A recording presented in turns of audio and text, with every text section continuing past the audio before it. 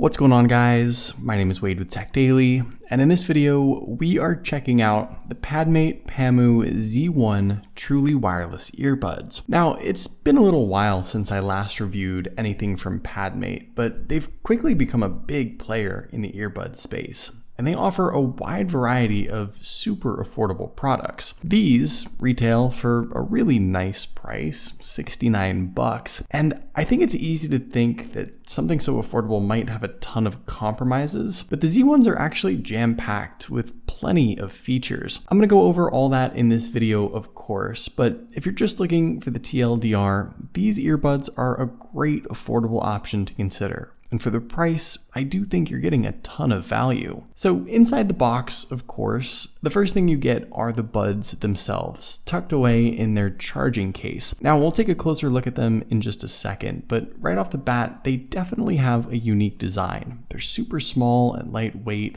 And spoiler alert, they actually provide a really decent fit, which I'll talk about. As far as everything else inside the package, you do get a fat stack of paperwork, which actually is helpful. There's a QR code for the app, a breakdown of the touch controls, and some other useful information. Also included is a USB-C cable for charging the case, though you don't even need to use it because the case itself can be charged wirelessly. There's 4 extra sets of different sized rubber ear tips for the earbuds, which is great to have thrown in. Not only are these easy to swap out sort of universal ear tips, but with the 4 extras and 1 additional set already on the buds, you have 5 different options of tips to choose from to ensure that you get the right fit. And last but not least, there's a little drawstring bag to toss in all the accessories and things as well. With all that stuff out of the way, here are the earbuds once again. And no, they aren't pink, that's just a little sticker that peels off there. I got mine in white, obviously. They also come in gray and blue and black. And what's also kind of cool actually is the charging case is sort of customizable. The center band with the Pamu logo can be swapped out, and Padmate offers this 3-color set of extra bands that you can pop on and off. And this is kind of cool. It's sort of like swapping out a faceplate or a housing and giving your buds a fresh new look. They're easy to pop on and off. There's a piece for the front and for the back of the case. It's definitely a unique touch, and I appreciate the extra effort in offering a fun customization option for the case here. I've never really seen that before. So let's dive into the important stuff now. First off, obviously, the charging case is where your buds will live most of the time, and size-wise, it's a little bigger than similar truly wireless earbuds cases, but not by much. It's still very much pocketable. Down at the bottom, you'll find the USB-C port for charging, though like I mentioned, you don't even need to use that because the case can be charged wirelessly via a Qi charger, and that I think is one of the first features on these buds that you maybe wouldn't find on some other similarly priced ones. What's also kind of nice is what Padmate did with the indicator light. You can see there's this clear Pamu tab sticking out of the side, and when the buds are on and ready to go, or if they're charging, this little logo illuminates quite brightly, I might add, and it's an interesting take on the LED indicator, just another sort of unique little touch. The buds themselves, of course, sit nicely inside the case, and you might be able to tell that there are those magnetic little charging points on the buds that help them fall into place. You can drop them in really from a distance and they'll attach pretty flawlessly, and the magnetic charge points are certainly strong enough to where the earbuds aren't going to go anywhere once they're in. I know most earbuds have this magnetic charging setup nowadays, so it isn't particularly special, but I just like to make sure they're easy to drop in and everything stays secure, and that's exactly the case here. So I think you can probably tell that the Z1 earbuds sort of have a unique design in one sense, but are also a very universal fit. The buds have sort of a half stem on the outside, that's where the Pamu logo is printed, there's a microphone hole, and the whole front flat part is touch enabled, which I'll demo in a second. There's also a couple flashing LED lights there too on the buds. It's sort of tough to see on camera, they're very dim, but that's your indication that they're on or charging or in pairing mode. On the flip side, the earbuds themselves, like I mentioned, have that traditional rubber tip, so you can swap them out really easily, and it looks to me like you could theoretically use any rubber tips you might already have, or perhaps even some third-party foam tips if you want to. So there's a lot of potential with these in finding finding the right combination of ear tip and fit for your unique ear. With the setup, I had no issues just connecting them right up to my phone. Basically just opened the case and they started pairing right away. Once they were all synced up, I didn't have any issues with them getting disconnected either, or like one earbud dropping off. It was totally flawless every time I played my music, and that's honestly what I expected. These are Bluetooth 5.2 earbuds, so they offer about as good of a connection as you can get, and I didn't have any issues. Now, popping them into my ears, I found the default ear tips to be the right fit for me, and a couple of different things stood out when I was wearing them. First off, the more traditional rubber ear tips are more comfortable. I can wear these for a lot longer than, say, regular AirPods or other one-size-fits-all buds, so that's already a plus. Also, while they do stick out a little bit with that half stem, I guess, pointing down away from your ear, they're still small enough to where they don't feel uncomfortable in or on my ears. Nothing's being pulled down, they don't feel like they're gonna fall out. The design just makes a lot of sense. They're lightweight, the ear tips allow for a snug fit, and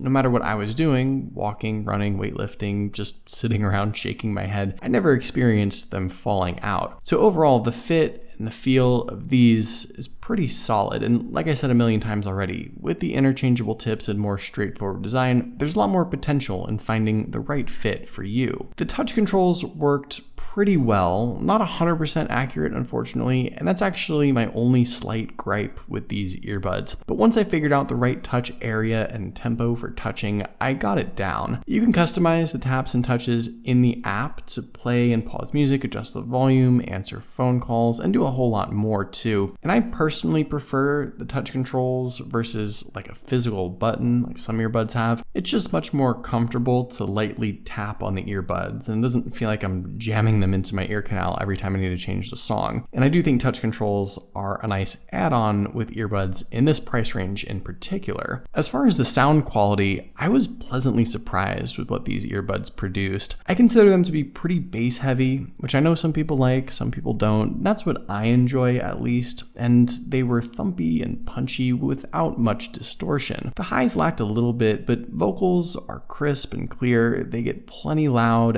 and there's an option to make adjustments to the sound via the app as well. So some minor tweaks could get you an even better balance if there's something in particular you prefer with your sound. All in all though, I found the Z1s to deliver really decent sound for what they are, but it goes even a step further than that. These buds do also offer active noise cancellation, which is yet again just one more extra feature not a whole lot of cheaper earbuds will have. And you do have to keep your expectations in check here with this. The noise cancellation doesn't rival, say, AirPods or Galaxy Buds. If those block out 80 or 85% of the noise, these cancel out 50 or 60%, but that's still pretty good in my opinion. And for flights or train rides, you'll definitely block out enough to stay focused on your work or catch some sleep. A couple of other things to note: if you're sweaty like me, don't worry, the Z1s are IPX4 certified, so sweat, a splash of water, rain, none of that should matter, and the earbuds should be able to handle it with ease. As far as battery life, the earbuds themselves for me have gone about 6.5 hours on a single charge with ANC turned off, a bit shy of 5.5 hours with noise cancellation enabled, and that's pretty decent battery life all things considered. I listen to them a bit louder, closer to 80% volume because I'm deaf evidently, but paired up with the case, you can also juice up the buds another 3 or 4 times for theoretically 24 full hours of use without ever needing to be plugged in. And all in all, I feel like I've said this a bunch of times already, but for the price, I was honestly surprised at all the things that these buds had to offer. The big things for me are the wireless charging case, of course, and the noise cancellation especially, two features in particular that are often left off of cheaper, truly wireless buds, but they're here on these and they're great additions. On top of that, they're very comfortable. The fit is easy to customize and they sound really good too. Inexpensive earbuds have really gotten good, and these Pamu Z1s are a prime example of that.